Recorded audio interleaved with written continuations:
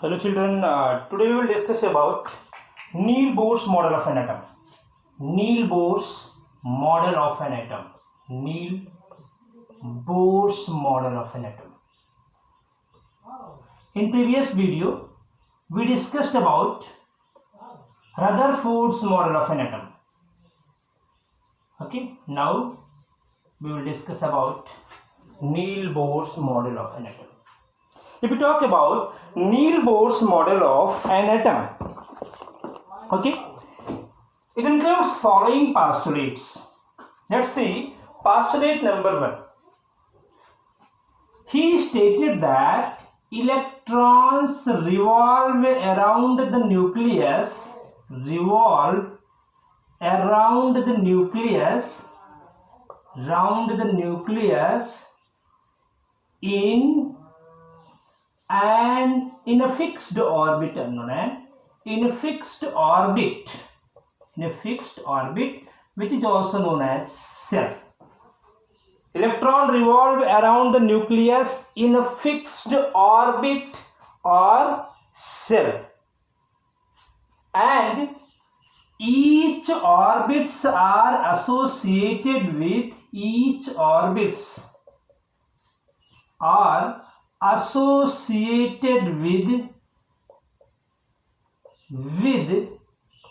fixed amount of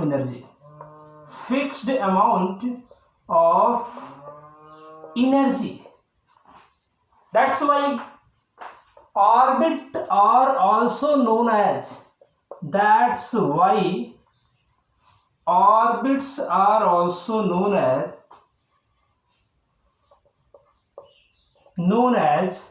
energy level. Right? Point number 2. Postulate number 3. He named these orbits. Scientist Neil Bohr labeled orbit in which electron revolve around the nucleus as K, L, M, N, and so on. Okay? He labeled orbit as KLMN, where KLMN stands for 1, 2, 3, 4, and so on. Okay? Orbits are also indicated by small n. They are also indicated by small n. Okay? This small n means it may be 1, 2, 3, 4, and so on. Okay? When you will go in higher classes, this small n will be referred to as principal quantum number. This principal quantum number n indicates number of cells. Okay, order of cell. I'm writing here. This n indicates order of cell. And this order may be 1 for K, 2 for L, 3 for M, and 4 for N. Okay, and etc. Right? Postulate number 4. Scientist Neil Bohr told, when electrons revolve around the nucleus,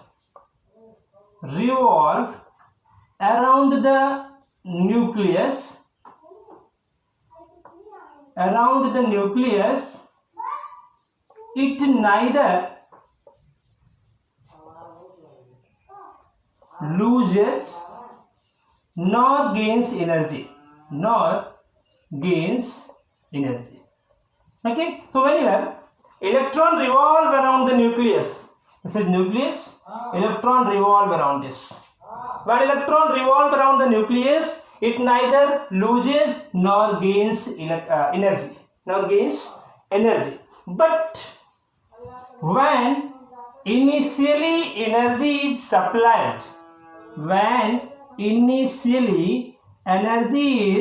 supplied, to an atom, okay, means when energy is given to an atom, electron jumps from lower energy level to higher energy level. lower energy level to higher energy level, right? This may be here, lower to higher energy level. Clear? When electron loses energy, when electron gains energy, it jumps from lower to higher energy level. But when energy is radiated, energy releases, it again comes to its original orbit. Means it comes from higher energy level to lower energy level in this way. Higher to lower energy, energy level, not here. Energy level. Right? This is called as Neil-Bohr's model of an atom. Neil-Bohr's model of an atom. If we talk about drawback of Neil-Bohr's model of an atom, in a very simple way, one statement I will give you all. He cannot explain. He can't, even this part is not given in your syllabus. He can't explain multi-electron system. Multi-electron system. Okay. Scientist Neil Bohr studied a model of an atom by giving the reference of hydrogen. Hydrogen is having only one electron. But if we talk about multi-electron system, he cannot explain. Scientist Neil Bohr cannot explain multi-electron system. It was the drawback of scientist Neil Bohr's atomic model. Neil Bohr's atomic model. That's all about Neil Bohr's model of an atom. Okay. One more topic we will discuss in this video, that is discovery of neutron. Discovery of neutron. Discovery of neutrons. Okay. I hope you people know who discovered neutron. Scientist James Chadwick. Scientist James Chadwick discovered electron in the year 1932. But if we talk about model of an atom given by scientist Neil Bohr, Neil Bohr atomic model was given in the year 1930. I told Rutherford model was given in the year 1911. Clear? So James Chadwick in the year 1932 discovered neutron. Discovered neutrons. Why there is a need to discover neutron? Why scientists discovered neutron? Actually, when it comes to know about the mass of an atom, scientists observed that in an atom, proton and electrons are present. Proton is having mass equal to 1 AMU or 1 unit, while electron's mass is almost 0.005 AMU, that is negligible. So scientists understood here that mass of an atom is because of proton. Because of proton. Because in an atom, proton and electrons are present. I am talking about before the discovery of neutrons. Before the discovery of neutrons, only proton and electrons are present in an atom. Scientists understood that mass is due to the proton because its mass is equivalent to 1 AMU, and if you talk about the mass of electron, it is negligible. It is negligible.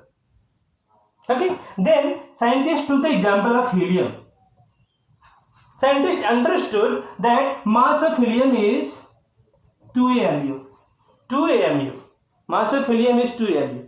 Because in helium atom, 2 proton is present and 2 electrons are present.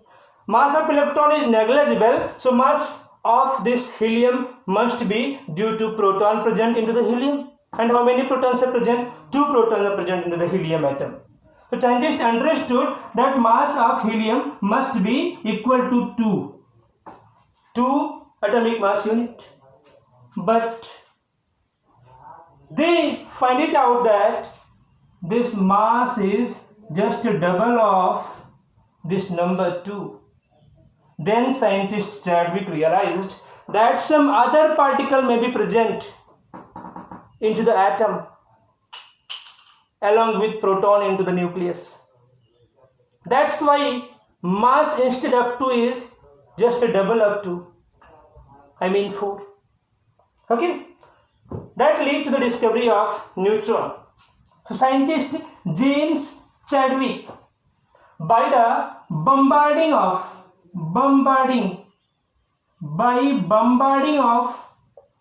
alpha particle, by the bombarding of alpha particle on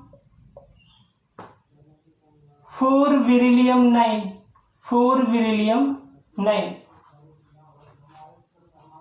find it out that some other particles are also present along with proton into the nucleus, and later on that is named as neutron. I hope that you people know alpha particle, it is equivalent to the nucleus of helium.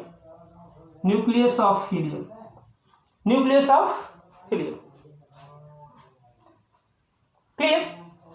So let's see the bombardment of alpha particle on 4 beryllium 9. Alpha particle 2He4 gives out after bombardment, means this helium will attack over the nucleus of beryllium 4 beryllium 9 to produce 6 carbon 12 NU atom is formed, along with the release of 0N1. This 0N1 is neutron. 0 representing magnitude of charge, while 1 is representing mass of neutron. Clear? I hope you people understood discovery of neutrons and Niels Bohr's model of an atom. That's all for today. Thank you.